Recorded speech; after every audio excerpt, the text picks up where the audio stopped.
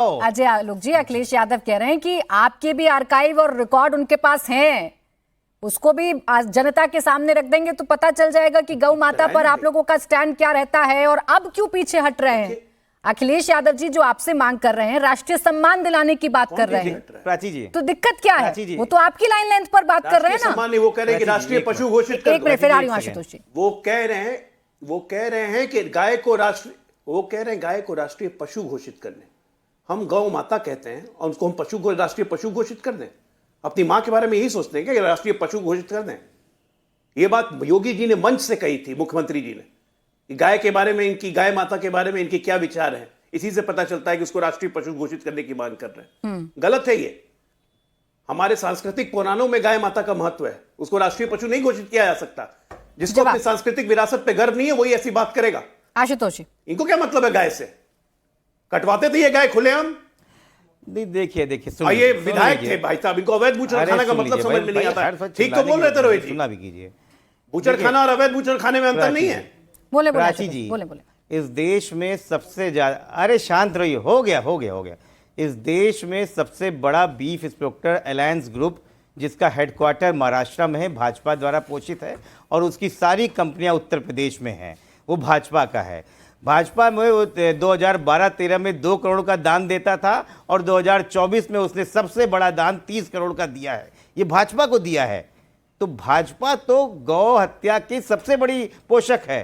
और पूछ लीजिए, सबसे ज्यादा उन्हीं का पोषक हो रहा है। India one of the biggest beef exporter of the world है। क्या बात करते हैं, बीफ को बोल रहे हैं, डॉक्टर है ना। ठीक है, तो अपने आप को झूठ बोलना शुरू कर दीजिए। ये वो पार्टी है जो राम के नाम को बेचती है।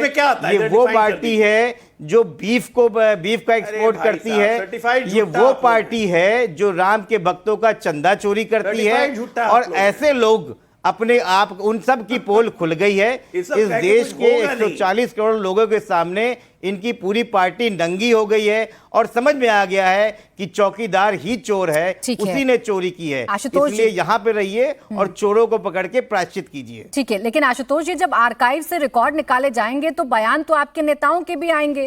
वो गौशाला वाला बयान भी याद किया जाएगा। दुर्गंध आती है और आप इत्र बनाते हैं, इस बयान पर भी चर्चा की जाएगी फिर कि उस वक्त सही थे कि आज ठीक है। नहीं, देखिए, हम तो बार बार कहते हैं कि हम उस हर चीज के खिलाफ है या हर चीज की उनके साथ में है जो पीड़ित है।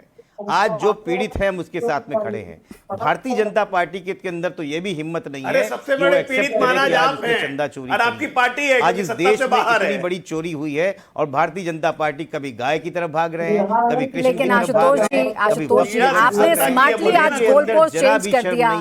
आपने स्मार्टली गोल पोस्ट चेंज कर दिया। जब भी आपसे आपके नेता पर सवाल पूछूं, आप पीड़ित शब्द रख लेते हैं और उसके बाद उस सवाल को आप डॉज कर देते हैं। चुनाव रोक रखा है, इन्होंने उत्तर प्रदेश के चुनाव को रोक रखा है। ये हालात खराब है भारतीय जनता पार्टी के। अनंत विजय जी, यही सवाल पूछ लेते हैं। एक सेकंड आशुतोष जी, ठीक है आशुतोष जी, गाय माता आपके नेता को याद आई, जनता पार्टी आपके नेता को गाय माता याद आई, वो शंकराचार्य जी के पास गए थे, उन्होंने बयान दिया, इसीलिए ये पूरा का पूरा डिबेट हो रहा है। खैर अनंत विजय जी, ये परेशान कौन है भाई उत्तर प्रदेश की सियासत में? किसके माथे पर ज्यादा बल नजर आ रहे हैं परेशानी की? बिल्कुल प्राची जी, जिस प्रकार से आशुतोष जी ने मेरे आंकड़ों को ठीक किया, बिल्कुल ठीक किया उन्होंने, लेकिन बस भारतीय जनता पार्टी का भी 41% कर दीजिएगा। उसका भी मैंने कम बोला था, गलती से 40 बोल दिया था उसका भी। तो मैं तो परेशान वो लोग हैं जो इस गैप को भरना चाहते हैं। मैं अब भी वही हूं। बस समाजवादी पार्टी को करना ये होगा प्राची जी कि जो कृष्ण जन्मभूमि है उनको सार्वजनिक रूप से सनातनी पार्टी होने के चलते और भाजपा के साथ जाने वाले को रामघाती कहने के कारण अब समाजवादी पार्टी को उत्तर प्रदेश में लीड लेना चाहिए। समाजवादी पार्टी को ये कहना चाहिए कि कृष्ण जन्म स्थान वही कारावास में है जहां पर वो अभी स्थापित है, और कारावास से कृष्ण को जिस प्रकार से मंदिर कृष्ण मुक्त हुए थे उसी प्रकार से वो मंदिर मुक्त हो जाए। उत्तर प्रदेश की जनता इनको सनातनी मान लेगी। मुझे लगता है इसको कहने में आशुतोष जी को कोई हर्ज भी नहीं होना चाहिए कि मथुरा में श्री कृष्ण जन्म स्थान जहां अभी है कारावास, जहां हम लोग जाते हैं और मतलब ऐसा प्रतीत होता है कि वो मंदिर है या पता नहीं क्या है। तो आशुतोष जी को और उनकी पार्टी को बिल्कुल इस मुद्दे को लेकिन उठा अनंत जी, लेना चाहिए और राजनेताओं की आगे कला आप बढ़कर जानते हैं कहना ना। चाहिए कि आशुतोष जी ने तो ये कहा कि राम मंदिर का हिसाब कर दीजिए, हम अगुवाई कर देंगे श्री कृष्ण जन्मभूमि की।